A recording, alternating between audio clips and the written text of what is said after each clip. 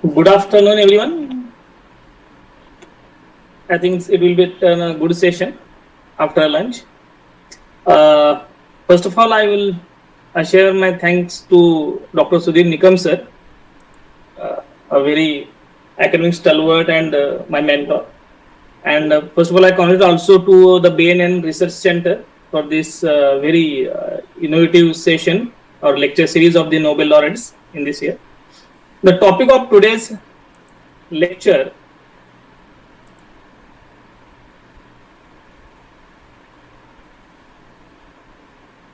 is Kang, the Nobel Laureate of 2024, first Asian woman Nobel Laureate, understanding the choice of intricate identity in Korean vice and historical trauma. In COVID period, especially I think in the year 2021, I come across to her first novel, that is the Vegetarian.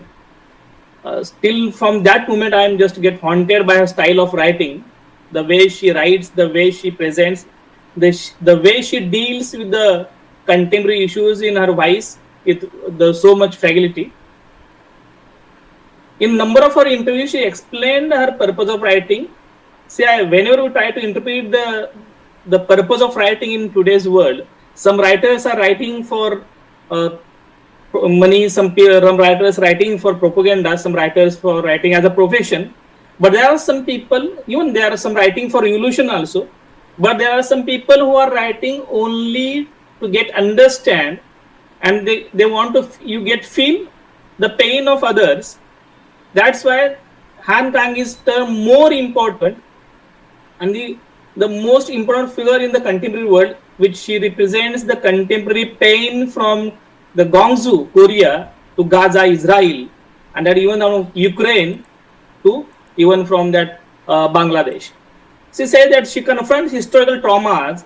It is one of the part of the Korean integral history, and invisible sets of rules, and in each of her works exposes the fragility of human life. She has a unique awareness of the connections between body and soul, the living and the dead, and in her poetic and experimental style has become an innovator in contemporary prose. When you just we are taking just overview of Kang, her personal family life. Her name is kept on the famous Han River of South Korea. I try to even pronounce the word of that Kang. In Korean language, it's just Han Kan, but in English we pronounce it as Kang.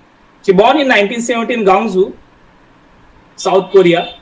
Her father Han Seong-won, one of the well-known novelist and literary figure of South Korea, and her elder brother Han Dong-rin and younger Han Kang-in. They both are also the leading novelist and the cartoonist of the Korea.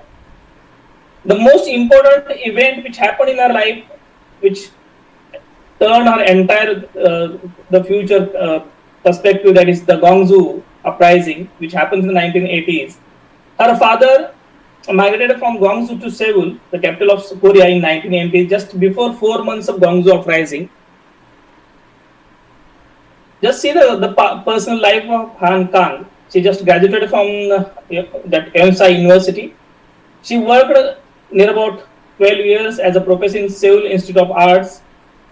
She is highly inspired by the Russian novelist Fyodor Dostoevsky. She married with Kang He and later get divorced. They have one son. And she suffers periodically by the attack of migraines. These both two things are very much important in her personal life, because repeatedly these things reflect in her writings continuously. These are some list of her literary works, which are all written in Korean.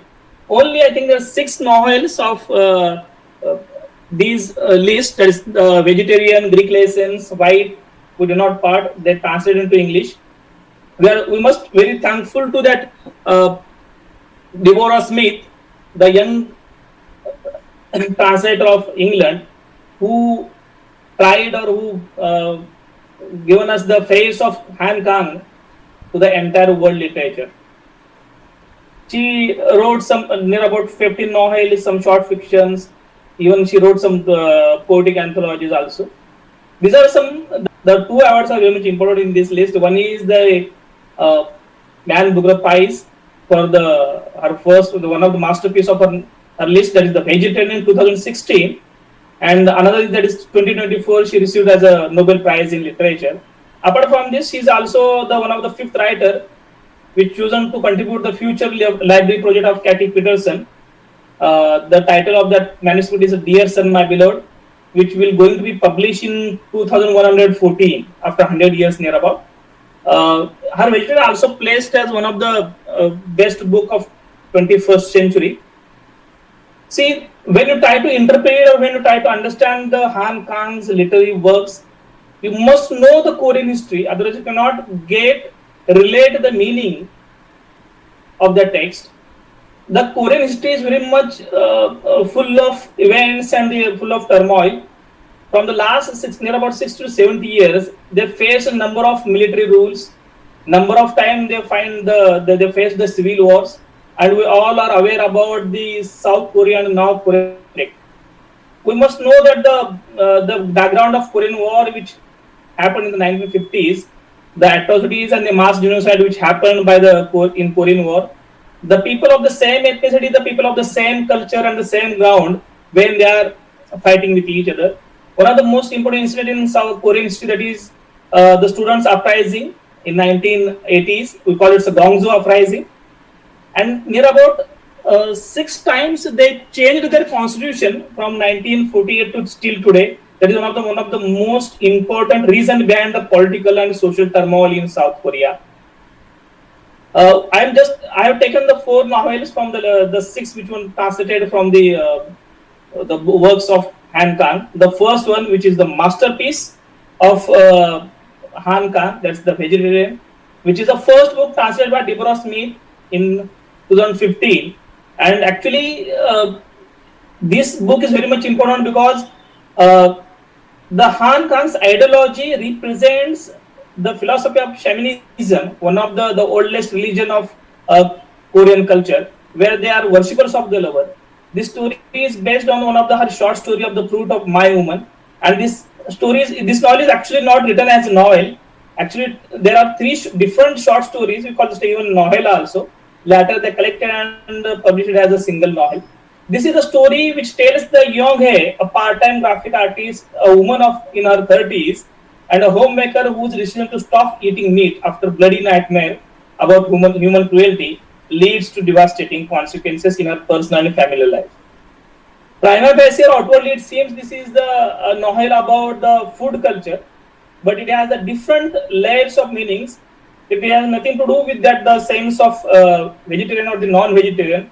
The only thing is that when you are going against the norms of social culture, of the existing social customs, how the society reacts with you.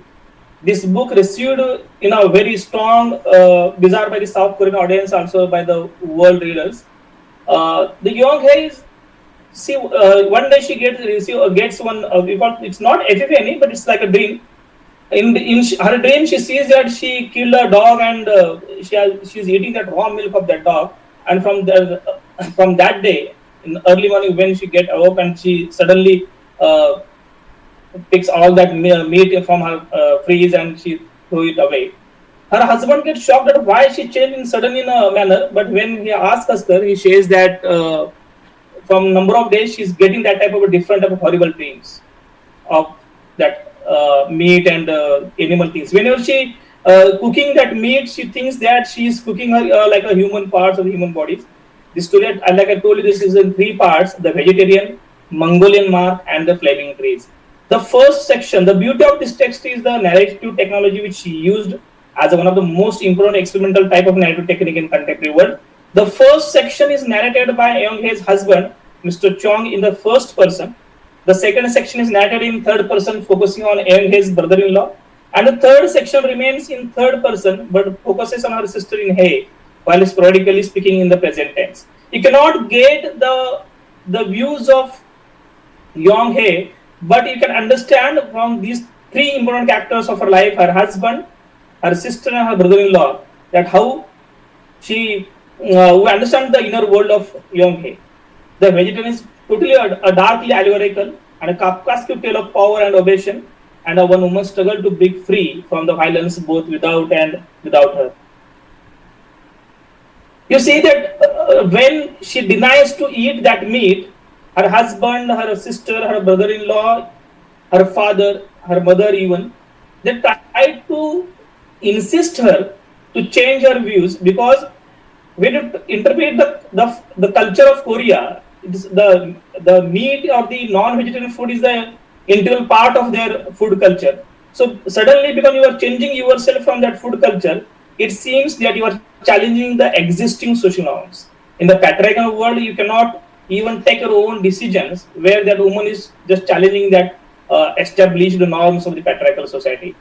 The vegetarian is unsettling in the way it portrays the quite insidious ways people can hurt one another under the guise of care, love, or art. In all these three parts, her husband, even he, in the number of cases we see that the novel begins with that the young head denies to wear the bra. And she says the symbolic structure of this novel is very much important, where she says that the body is the most important symbol in this text, where all the body parts she interprets them as you can use these body parts to kill or hurt somebody. She used the symbol of breast, where she says that the symbol is the only part of my body which cannot hurt anyone, and I think that all other parts kills others, but the I think my breast, she says that my breast give the life to the others. So the symbolic structure, imagery of the body, and the atrocities of the Gwangju uprising, she tried to relate the violence of that state and the domestic people. You see that the novel begins with the words that what her husband says are completely unremarkable in every way about that young Hei. There are a number of important themes in this text. That is a desire to get change from the non-vegetarian to vegetarian. Even breaking the social conventions. There are a number of symbols: these meat, plant, forest, knife, painting, body. I tried to check out in number of interviews what is the reason behind what are the views of Han Kang. That she says that I have read one poem in my childhood, that of Korean poet that he sang. The line of that poem is that I believe that humans should be plants. And from her amateur age, she thinks that she's turning slowly into the plants. That's why in 1997 she wrote that short story. And after the number of years of speculation and meditation, at the end in 2007 she wrote this novel, The Vegetarian.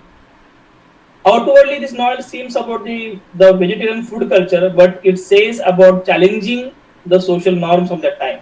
In one of her another interview, she says that while writing The Vegetarian, I was harboring questions about human violence and the impossibility of innocence. In this entire set, you see that even on the ground of social structure or the social norms, her husband, he makes that domestic rape on her. Even her brother-in-law, he even also raped her. Her sister, she knows everything, but still she cannot challenge it because she is assimilated with the existing social norms. And even her mother and father, no one can understand her. On the ground or in the goose of love and care, they all are making the physical atrocities on her body. In the first part, her husband makes some atrocities. In the second part, her brother-in-law makes different type of atrocities, even rapes her. And in the third one, when they put her in a mental hospital or in a hospital for the medical treatment, that the doctors and the others, they even try to they get different type of atrocities. At the end, she denies even food and water. She says, I just only live on the light and breathe. But the novelist, that Han Kang, ends this novel without any strong message or the conclusion. She says that I do not want to kill that young Hei at the end. She herself got in the love of that character. She says that one of her interview with The Guardian, as a teenager, I suffered typical questions: that's why pain and why death. I thought the books held the answers, but curiously, I realized that they contain only questions. As a writer, she always tried. She says in one of her interviews that I do not want to raise the questions. I do not want to challenge the systems. I only want to share what happened actually. During 2016, in interview with of that Booker Prize committee, she said, "I think this novel has some layers, questioning human violence and the possibility of innocence, defining sanity and madness, the possibility of understanding others, body as the last refuge of the last determination, and some more. I wanted to deal with my long-lasting questions about the possibility or impossibility of innocence in this world, which is mingled with such violence and beauty These were universal questions that occurred to me as I wrote it. In this allegorical novel, she talks about that food culture. She talks about the patriarchy. She talks about the Guangzhou uprising. She talks about the domestic violence. She talks about the broken human relations of our time. When you try to apply the different type of approaches to this text, you will get the ecofeministic perspective, because she always get dreams to become a tree, and that the woman values that and Mother Earth tree. So you have the different you will find the different aspects of ecofeminism in this text. When you're talking about the food culture, that is vegetarian, non-vegetarian, the culture study, you will also get the different type of answers in this text. The most important thing of this text is that is the experimental way, the narrative technique which they used, the first person and third person. Even the leading actor or the main protagonist never speaks, shares her views. We only come across her what is in her mind through her dialogues. We can apply the different psychological theoretical perspective to this text. You will get the different meanings, that why she behaves like that. To become a tree is not a goal of her life, but she thinks that she can escape from this the world of violence, pain, and suffering. So the vegetarian seems it's like a like allegory. You will get everyone gets the meaning for his or her life. So the writer try to fulfill the food of each reader. I just take on this excerpt from the vegetarian. You can see the way the patriarchal perspective, how the parents react with her. My father-in-law stooped slightly in the narrative technique of her husband. My father-in-law stooped slightly as he thrust the pork at my wife's face, a lifetime's rigid discipline unable to disguise his advanced age. Eat it, listen to what your father is telling you and eat. Everything I say is for your own good, so why act like this if it makes you ill? The fatherly affection that was almost choking the old man made a powerful impression on me, and I was moved to tears in spite of myself. Probably everyone gathered there felt the same. With one hand, my wife pushed away his chopsticks, which were shaking silently in empty space.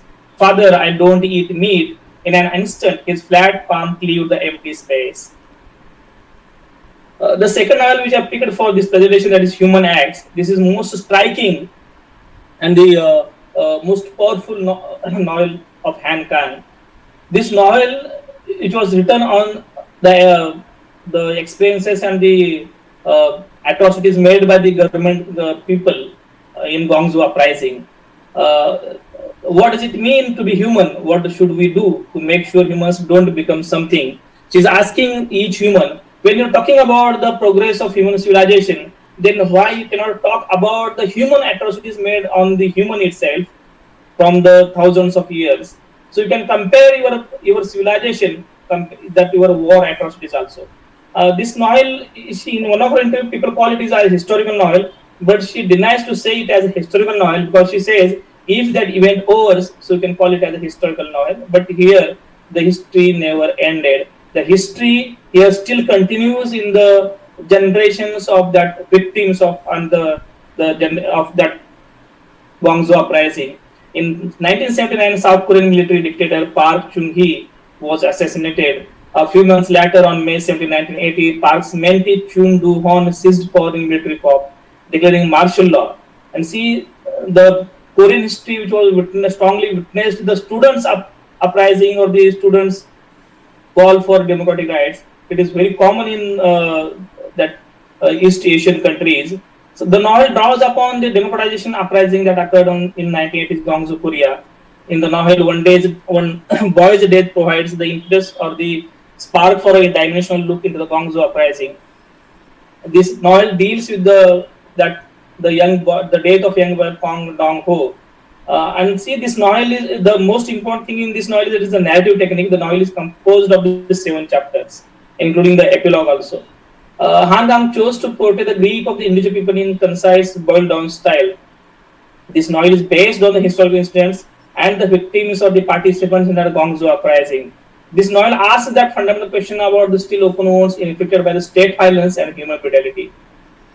So the themes in this text is about human connection, bodies, vulnerability, language, and memory. These are the themes and symbols. See, these are the 7 chapters in this novel. They are very much important to interpret here. That's why I have taken the just plot in short. That the first chapter follows Kang Dong Ho and his circumstances at the time of the May uprising. While introducing the people in his life, the characters that are introduced in this initial chapter later appear as a narrator or a central protagonist in the following chapters. The second chapter follows the story of Dong Ho's friend Jeong Dae, who died in the May uprising. The protagonist in the third chapter is Yoon Suk, who worked with Dong Ho to collect the dead bodies after the Gongzo uprising. The fourth chapter traces the arc of Kim Jin-soo, who was jailed for his involvement in Gongzo uprising. He had spent time with Dong Ho and Jin-soo and was the only boy who survived. Unable to bear his guilt, however, Jin-soo takes his own life nearly 10 years after the May 18 uprising. The narrator of the fifth chapter is Seon-ju, who suffered the terrible sexual torture in that uprising. And in the sixth chapter, we've experienced the current solidarity of by Dong Ho's mother. And in the last 7th chapter, in that epilogue, the author herself appears as the narrator and comments on the entire incident and the experience of these people. See, this book, in the book, she asks some questions, and the most important one is, what does it mean to be human? What should we do to make sure humans do to become something? This question is central to this novel and leads to the understanding of that survivors must discuss the incident, record it, and remember it to make sure the unfortunate event where the victims were their own neighbors, our friends, and our family members will not repeat itself. The most fundamental way to make sure a painful historical event does not repeat itself is to remember what happened. The author herself said she wants this novel not to expose or accuse, but rather to serve as a testimony and a gesture of mourning. For this novel, she made a very Herculean task of research. She read near about 900 testimonies of the victims of that Gongzo uprising. She met thousands of people who are the victims of this uprising, and then she wrote this novel. So you can apply the historicism to this text because you get the historical events of Gongzo uprising in 1980s. The narrative technology, which usually 7 narrators in this text, that is also a different type with experimental way. You can also see that the souls of the dead bodies or some dead people, they also narrate in this text, and the psychology of these victims and the outsiders also interpreted here. You can get the different type of meaning here when you try to interpret this text. That this text outwardly, that primarily seems that it is talking about the victims of the Gongzo uprising, but in another context, she is also challenging because human acts of the Gongzo uprising, the civil war, these are some most taboo and restricted issues in the Korean society, but still she is talking about all these things. The third one is the White Book. See, this is one of the most important book of Han Kang. Life will turn back on me. It is an obvious fact, but one we often ignore once death is known by a person, especially when a mother loses a child. It cannot be forgotten. Rebirth. See, this setting of this text is post-World War Wars of Poland. This book actually I discovered as a autobiographical novel. This is a fragmented autobiographical meditation on the death of the unnamed narrator's baby sister, who died 2 hours after her birth. This book is like a funeral speech where she wrote as a self eulogy. The author, the entire novel written in the form of anecdotes. The author collects the list of 65 white things, from rice to snow, the swaddling clothes, breast milk, white sugar cubes, white people, and through all these symbolic white things, she tried to explain all this because that the white color, because we hear she used as a funeral cloth for her newly born sister who died just within 2 hours of her birth. In one of her interviews, she said that the white color is not symbolizes peace. She says that white color is the color of all colors, and white color it included all the violence of the human race. So she criticizes the white color here. She represents that white color from the snow, ice, all that symbols. This book is some critics call it as an art book because an extended poem and graphically white book about all things white. In this book, near about more than 1,000 times the word white or the white sensation relation objects appear again and again. The white color is very much important in this text. The title itself indicates that its importance. The Han Kang composes this meditative transcendental book while on a writer's residency in Warsaw. The white of the snow mixes with the white of memory. She said that the white color failed to understand the human violence, though we are talking about its color of peace. It's a in authors' memories with that Gong's uprising or the Korean War incidents or the traumas. She expressed all these things in this text. Here, King Kang introduces the reader to the image that will repeat throughout the work, that is the death of her sister. And see, in one of her interviews, the one critic said that she is trying to rebuild her own life on the ruins of her family's grave. This novel speaks about her family relations. She is simultaneously whole and fragmented, split apart by the death of her siblings before her birth, and the ones she has physical reminders of, such as the bones of her mother burned into ash. Some people call it as an autobiographical memoir, or some call it as autobiographical novel. The Colin Lutz Clemens called it as a memoir of the woman, Kang. In this story, the author promises her sister that she will see life through her eyes, letting all that within all those white things. So this is like though this novel written as in a prose, but the highly poetic style which continuously prominent in this writing. That's why even the Nobel Committee praised her that of her poetic style in prose. Some expert on this is the White Book. Breathe cloud on cold mornings, that first white cloud of escaping breath is proof that we are living. Proof of our body's warmth, cold air rushes into dark lungs, soaks up the heat of our body, and is exhaled as perceptible form while flecked with grey. Our lives miraculous diffusion out into the empty air. We can approach the new historicism here, some reference of World War I, Korean War, Gong's uprising. The narrative technology were used in the number of anecdotes, the story written in number of near about 100 anecdotes, and you can get the novel through that type of experimental narrative technology. Psychologically, you can understand what the author feels only about her sister. She thinks that what her sister should be live her entire future life. She tried to live that life. There are some geographical elements in this text about from Poland to Korea about the same human atrocities. And like a funeral speech, we call it a political eulogy, which speaks about all these the people who died in their early age because of war and all other atrocities. So she's talking for all that people. That's why she says this is the White Book. This is the last one, the Greek lessons. It is also the most important book of our time. Shifting all humankind's sufferings and regrets, attachments, sadness, and the weaknesses through the loose net of truth and falsely to obtain a handful of promises like a handful of gold dust. The Greek lessons. We should thank of the Deborah Smith once again, because all these four novels started by Deborah Smith. There are two couples in their 40s. They both are, one who is losing his sight, another one is losing her tongue. And both the people, they are in 40s. They lost their family. They are divorced. The woman she's fighting to get the custody of her son. She lost her mother. So the crippled character is one of the prominent things. Was all these writers, they have the very horrible past. They have their traumatic experiences in their personal life.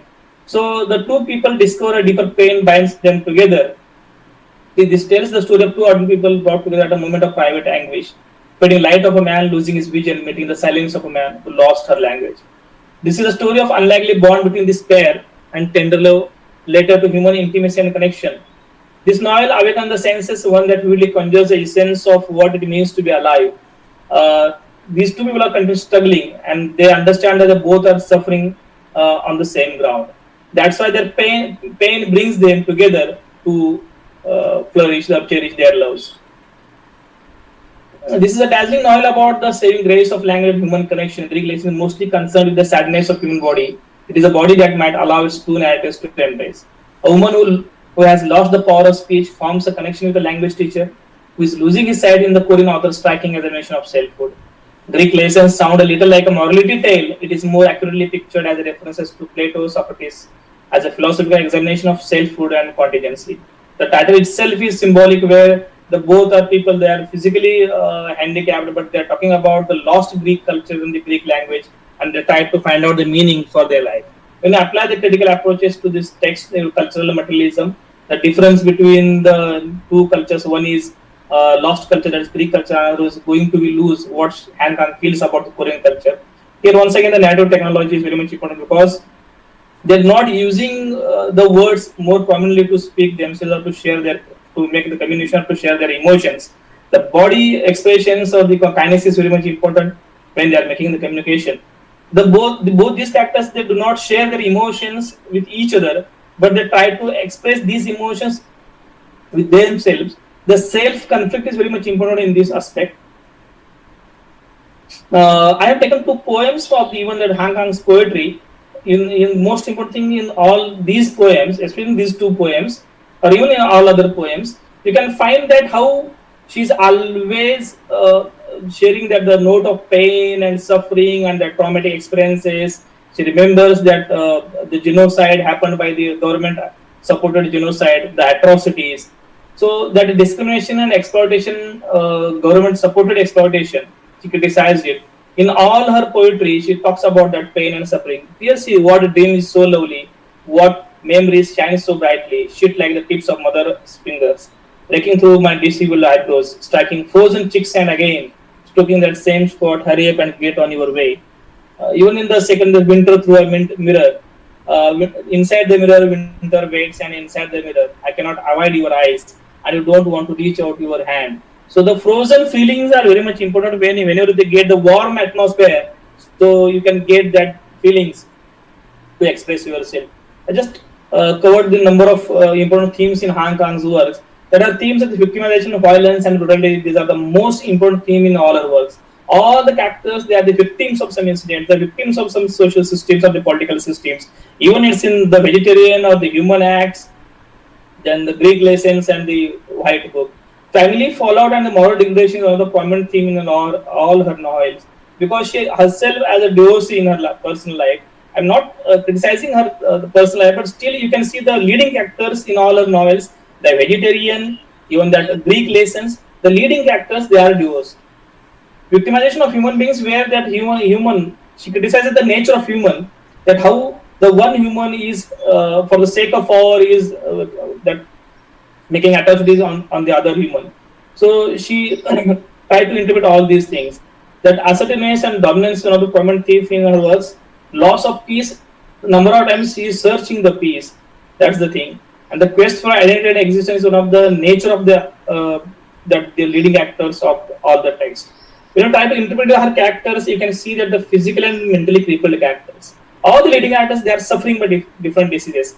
As I earlier said about her, the continuous attacks of migraines when she was writing that text, The Vegetarian. Even the leading heroine, she's also getting the number of psychological diseases and the physical attacks. Same thing about the most physically handicapped characters in the Greek lessons.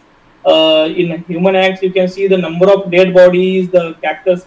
All the leading actors, they're already dead, and their souls are now speaking and they're sharing themselves. So you can see that the date and the characters' body elements are the most important thing. They use the web of past traumas and horrors. So all these characters, they are living with the note of that Guangzhou uprising, the horror of that Guangzhou uprising, what type of trauma they experienced in 1980s, and this is the next generation of that incident. So the characters are still living in the fear of that trauma. So lots of actors, they are self-centered, like whether it's Greek lessons, human acts, and the vegetarian. They are emotionally fractured. They cannot control their emotions. They cannot express their emotions.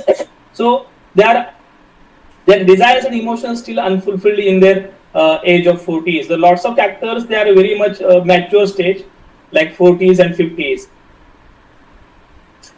These are some common elements which I find in the Han Kang's works.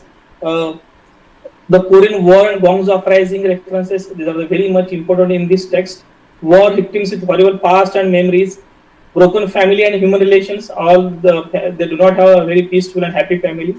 Physically and mentally crippled with atrocities and wounds, they have different type of wounds, physical wounds or sometimes psychological wounds. The death is a prominent theme in all her works, which you find in each her novel. You can find the dead people, the stories of the dead people, the memories of the dead people. All her novels abruptly ends without giving any type of future message. That her uncertain, unconvinced future of her works, where we have some hope whether she's going to write on the next part of that novel also. Her characters are totally fragmented and ruins, and they are continuously suffering with pain and sorrows. So in lots of her novels, you can see the dreams are very much important part. In some novels, you can see the epiphany. You cannot call it a full-fledged epiphany, but in some novels you can find like the vegetarian. She always used a very strong personal symbols. Color symbol is very much important in her novels.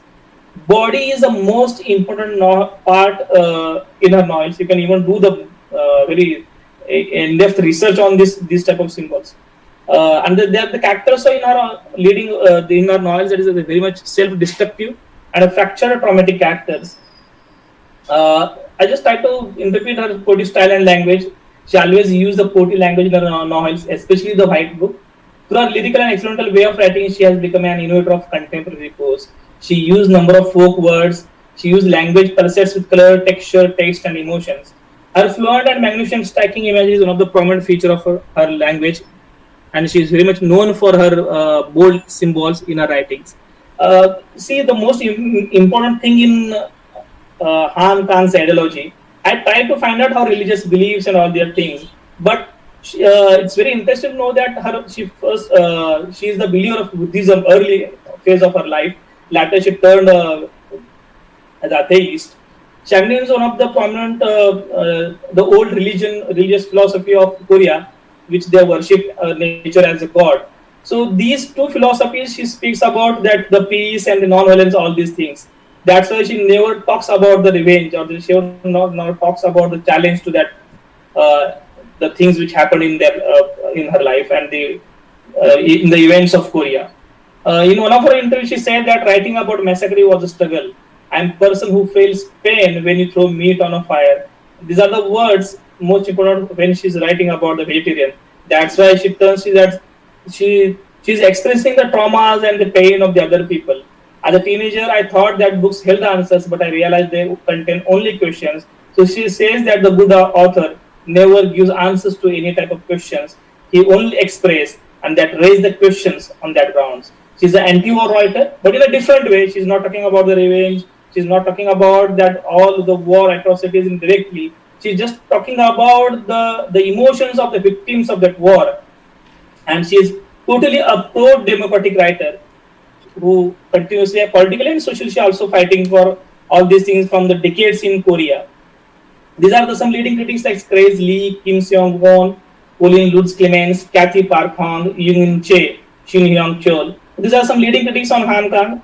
Yoon In Che, she said that she's one of the interviewer of Han Kang, that the Gongsu uprising and that horrors, what my mother experienced in that Gongsu uprising, she never tried to told me, but Han Kang given the words to that expression and emotions. That's why Han Kang is much more important today. Even in Korea, lots of people cherishing her that Nobel laureate, but still she is very interesting thing.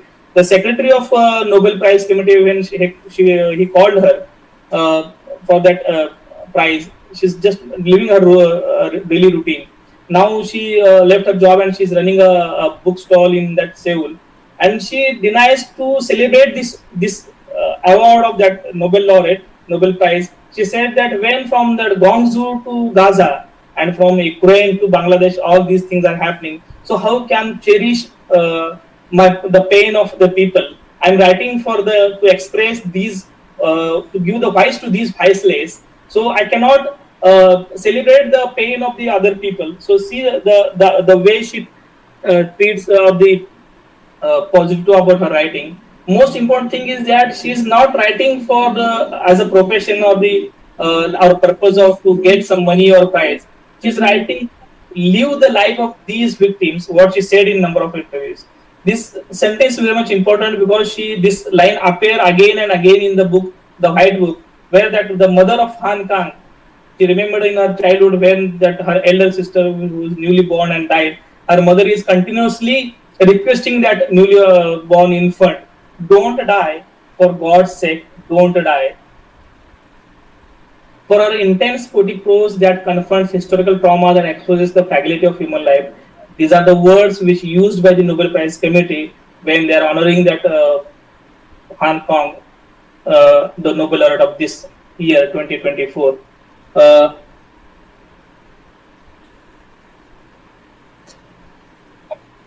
I tried to share what I learned from my research or the in-depth study from the last month, because you cannot get lots of material about that Han Kang.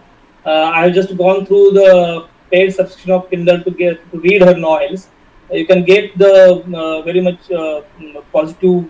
You can purchase this text from the Amazon, but still we're not getting that copies in India. But you can get the paid subscription for reading her novels on Kindle. But I think that if you go through her books, surely you can wonder a different type of world in a contemporary world where the person feels the emotions with the of the other person. Thank you, Shivam So, sir. yes, sir, we may now open the floor up for questions. Yes, sir. Sure, no doubt, sir.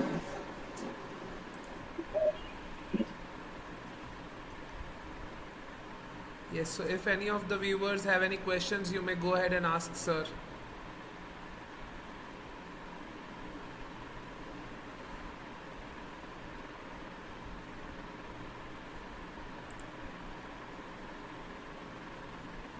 Is she Yes, sir. translated or directly writes in English? No, sir. She is actually a regional writer, Korean writer. She writes only in English. Uh, the number of people, especially that Deborah Smith, one of the young translator of England, she translated all her 6 books. But right now, we only get 4 books, sir. Okay. I thanks to Mitri, sir. He is my teacher. And what are we today? We only cherish his legacy.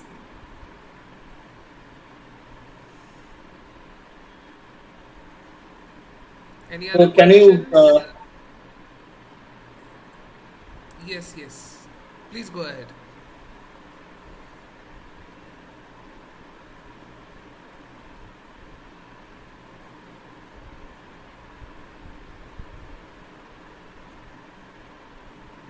Do we have any other questions? so can you Can I?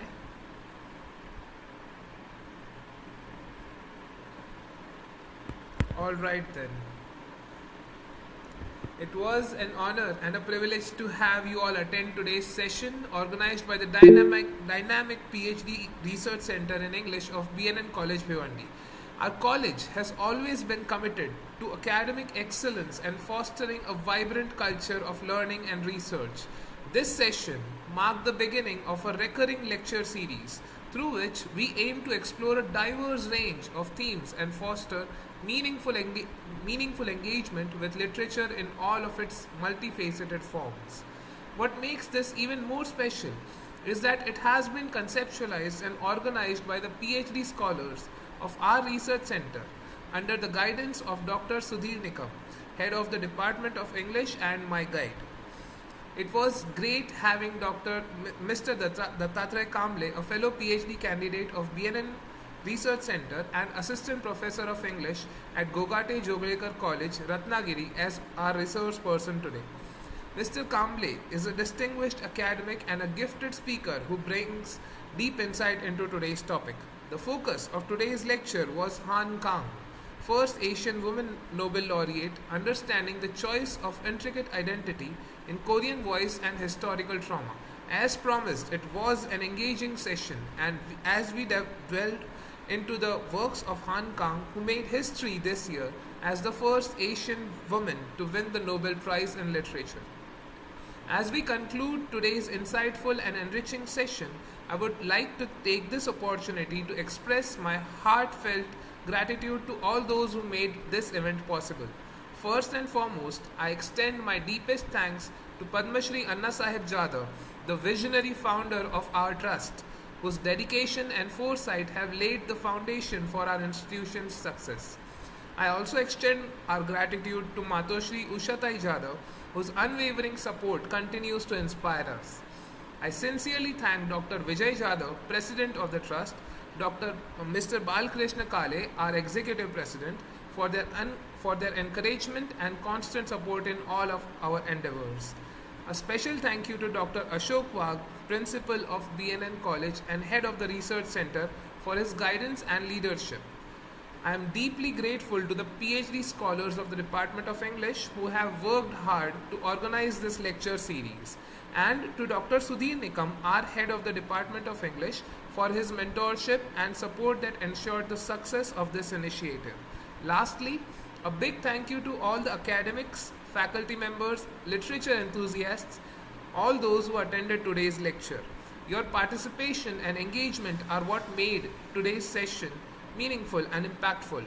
For all those who joined in late, the meeting has also been streamed live on YouTube channel of the Department of English, B.N.N. College. Do not forget to like, share, subscribe and share your thoughts in the comment section there. Thank you once again, and I look forward to seeing all of you at future sessions of this lecture series. Thank you.